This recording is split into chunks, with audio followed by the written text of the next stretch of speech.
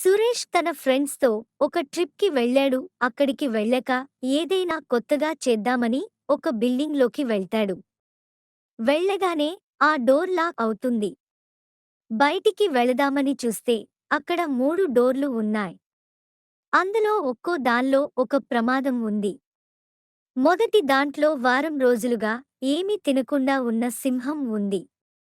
మరియు రెండో దాన్లో ఒక కిల్లర్ ఉన్నాడు. ఎవరు వెళ్ళినా చంపేస్తాడు.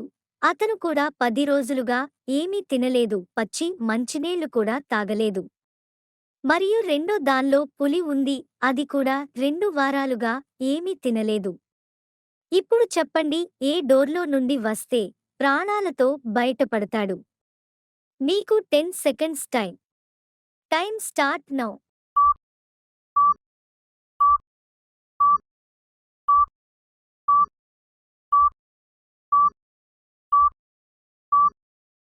సింహం మరియు పులి ఉన్న డోర్లోకి వెళితే ఖచ్చితంగా ప్రమాదం.